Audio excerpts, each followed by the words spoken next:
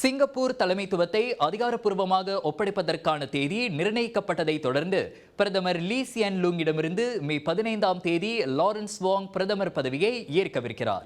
மே 15ஆம் தேதி பிரதமர் பதவி அதிகாரப்பூர்வமாக ஒப்படைக்கப்படும் என சிங்கப்பூர் பிரதமர் அலுவலகம் இன்று வெளியிட்ட அறிக்கையில் தெரிவித்திருக்கிறது. மே மாதம் 15ஆம் தேதி பிரதமர் பதவியிலிருந்து லீ சியன் லூங் விலகவிருக்கிறார். தமக்கு பதில் பிரதமராகவும் நிதி அமைச்சராகவும் லாரன்ஸ் வாங்கை நியமிக்கும்படி அதிபருக்கு லீ சியன் லூங் அதிகாரப்பூர்வமாக ஆலோசனை தெரிவிப்பார்.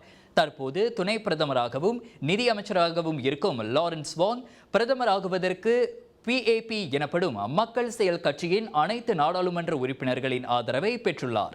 இவ்வாண்டு மே மாதம் 15ஆம் தேதி இரவு மணி 8 அளவில் இஸ்தானாவில் சிங்கப்பூரின் புதிய பிரதமராக லாரன்ஸ் வாங் பதவி உறுதிமொழி எடுத்துக்கொள்வார். 51 வயதுடைய லாரன்ஸ் வாங் 2 ஆண்டுகளுக்கு முன் ஆளும் மக்கள் செயல் கட்சியின் 4வது தலைமுறை கொண்ட தலைவர்கள் குழுவினரால் PAPயின் தலைவராக பெயர் குறிப்பிடப்பட்டார்.